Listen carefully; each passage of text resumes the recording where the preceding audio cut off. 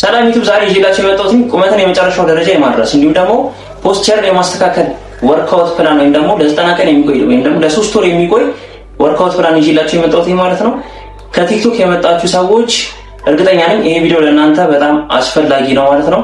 ይሄን ቪዲዮ ለመስራት ያስፈለገኝ ምክንያት ምንድነው? ቲክቶክ ላይ ሰርቼ ከዛ ደግሞ ወደ ግሩፕ እንዲሄዱ አድርጌ ነበር። ከዛ በኋላ ይሄ ግሩፕ ላይ የሰራሁት ወይም ደግሞ የለቀኩት ወርክአውት ፕላን ብታብራራለን ወይም ደግሞ እንቅስቃሴዎችን ብታስረዳን ከሚል ጥያቄ የተነሳ ይሄ ቪዲዮ ሰርቻለሁ ማለት ነው። ይሄ ወርክአውት ፕላን ለምን አስፈለገ? ለ90 ቀን ያለው ወርክአውት ፕላን ለምን አስፈለገ ከተባለ ሁለት ዋና ዓላማዎች አሉት። የመጀመሪያው ፖስቸርን ቀጥ እንድትሉ ወይም ደግሞ ፖስቸራችሁ እንዲስተካከል ማድረግ ነው። ሁለተኛው ደግሞ ቁመታችሁ በተፈጥሮ መድረስ የሚችልበት ደረጃ ላይ የማድረስ ወርክአውት ፕላን ነው ማለት ነው። ስለዚህ ሁለቱን ዓላማዎች በአንድ ላይ የያዘ የወርክአውት ፕላን ነው።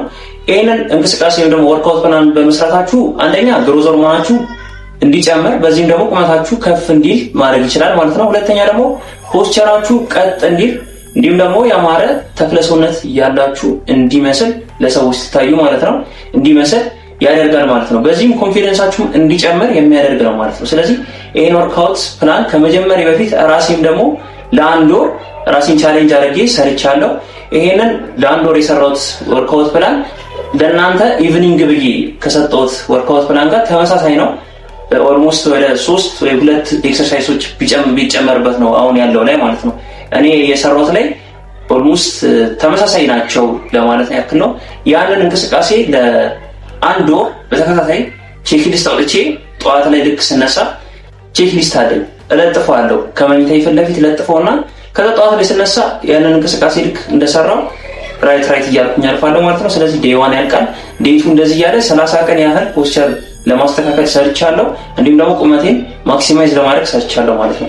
በዚህም ደግሞ ራሴ ላይ ወደ 2.5 ሴንቲሜትር የሚያክል የቁመት ልዩነት አይቼበታለሁ። ቁመቴን ከፍ ማድረግ ችያለሁ ማለት ነው። ስለዚህ እናንተም ይሄንን ወርክአውት ፕላን በመከተል ዴዲኬትድ ሆናችሁ ኮሚትድ ሆናችሁ ብትሰሩ ቁመታችሁ ላይ የተሻለ ለውጥ ማምጣት ትችላላችሁ። እንዲሁም ደግሞ ፖስቸራችሁ የተስተካከለ ይሆናል ማለት ነው። ፖስቸራችሁ ሲስተካከል ደግሞ ኮንፊደንሳችሁም አብሮ ስለሚጨምር ማለት ነው። ስለዚህ ይሄን ወርክአውት ፕላን አዘጋጅቼላችኋለሁ ማለት ነው። አሁን ወደ ወርክአውት ፕላኑ ወደ ማብራራት ወይም ደግሞ ቀጥታ ወደ ማስረዳት እንሄዳለን ማለት ነው። ይሄ ወርክአውት ፕላን በሁለት ክፍሎች የተከፈለ ነው። የመጀመሪያው ሞርኒንግ ነው ወይም ደግሞ ጠዋት የምትሰሩት ነው። ጠዋት የምትሰሩት የወርክአውት ፕላን አለ። ይሄም ደግሞ አጥንታችሁን ዲኮምፕረስ በማድረግ ወይም ደግሞ አጥንታችሁ ላይ ጫና በመፍጠር ቁመታችሁን ሌንግዝ ወይም ደግሞ የአጥንት ሌንግዙን እንዲጨምር ወይም ደግሞ አንዳንዴ አይታችሁ ከሆነ ይሄ በአርቲፊሻል ወይም ደግሞ በሕክምና በሰርጀሪ የሚሰራው የቁመት መጨመሪያ መንገድ እንዴት ነው የሚያደርጉት? አጥንቱን ይሰብሩትና ከዛ በኋላ ልክ ሲለያይ የራሱ አጥንቱ እንዲገጥም ይሆናል። ወይም ደግሞ በሕክምና በትሪትመንት ያደረጉ እንዲገጥም ያደርጋል። ያ ምንድን ነው? ቦን ሌንግዝ አደረገ ማለት ነው። ወይም ደግሞ አጥንቱ እየተገጠጠ መጣ።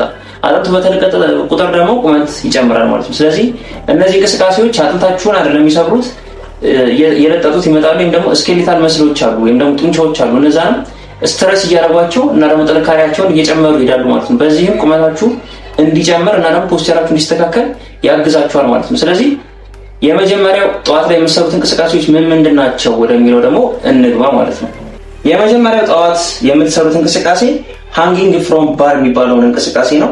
ይሄ እንቅስቃሴ የሚያስፈልጋችሁ ወይም ደግሞ ለመስራት የሚያስፈልጋችሁ ፑል አፕ ባር ቪዲዮ ላይ እንደምታዩት የሚያስፈልግ ሲሆን በእጃችሁ ባሩን በደንብ በመያዝ እንዲሁም ትከሻችሁን ለቀቅ በማድረግ የምትሰሩት እንቅስቃሴ ነው። ታዲያ ይህን እንቅስቃሴ የመጀመሪያው አንድ ወር ወይም ደግሞ ለ30 ቀናት ያህል ምን ታደርጋላችሁ? ከ1 እስከ 2 ደቂቃ እንደምትችሉት ነው። 1 ደቂቃ ማትችሉ ከሆነ 30 ሰከንድ አድርጋችሁ ጀምሩት።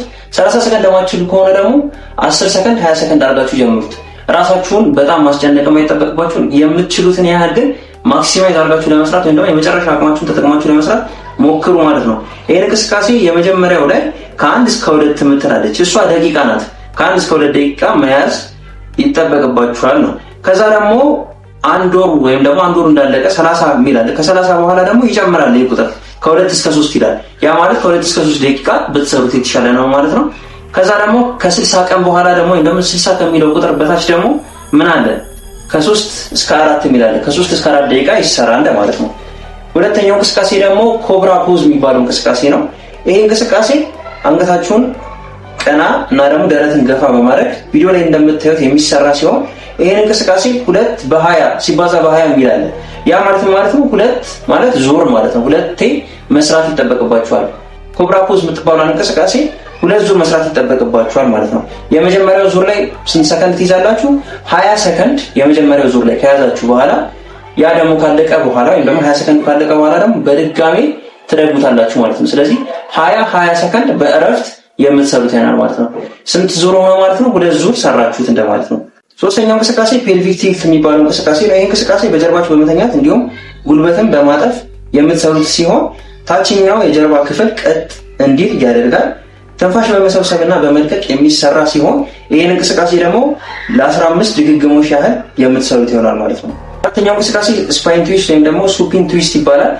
ይሄ እንቅስቃሴ ሞቢሊቲ ወይም ደግሞ የመታጠፍ አቅማችሁን የሚጨምር ሲሆን ይሄን እንቅስቃሴ የምትጀምሩት ከ1 ወር በኋላ የምትጀምሩት ይሆናል ማለት ነው። ይሄ ደግሞ ለምን ተደረገ ከተባለ እንቅስቃሴውን ልክ ስትጀምሩ የመሰላቸት ነገር እንዳይታይባችሁ ወይም ደግሞ እንዳትሰላችሁ ነው። እንቅስቃሴው ከበዛ ይሁን ለማን ሰራም ብላችሁ እንዳትተውት በሚል ተቀንሶ ሁለተኛ ወር ላይ እንድትጀምሩት እንዲሁም ደግሞ ራሳችሁን ደግሞ አዳፕት ካደረጋችሁት በኋላ እንድትጀምሩት በሚል ነው የተደረገው ማለት ነው።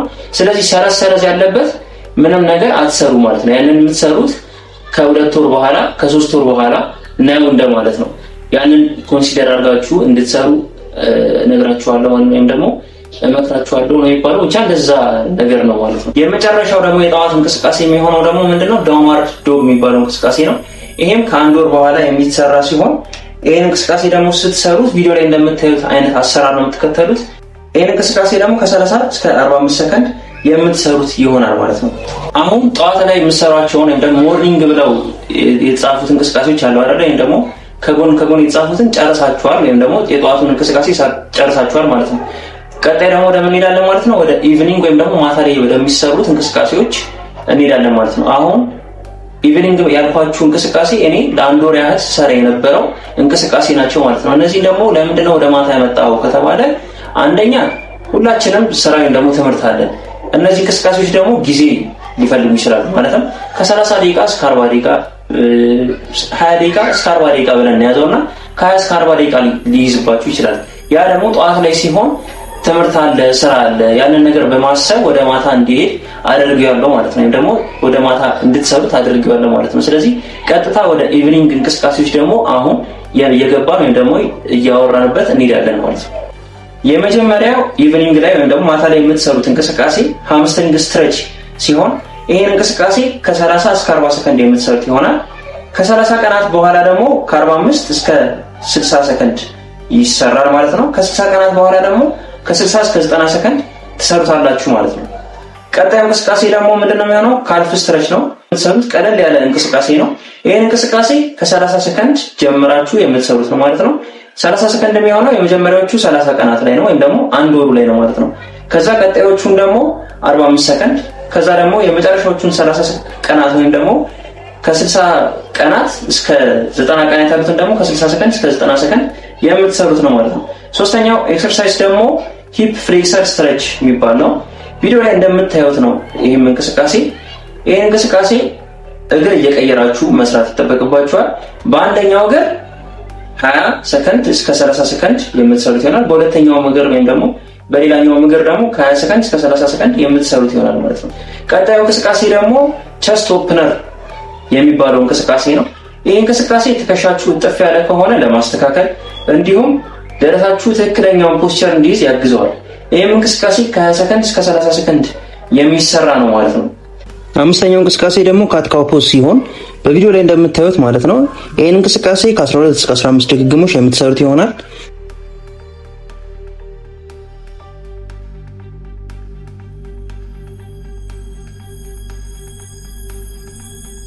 ስድስተኛው እንቅስቃሴ ደግሞ የሚሆነው ግሉት ብሪጅ ሲሆን በቪዲዮ ላይ እንደምታዩት በሁለት ዙር ከ12 ድግግሞሽ እስከ 15 ድግግሞሽ ድረስ የሚሰራ ነው ማለት ነው።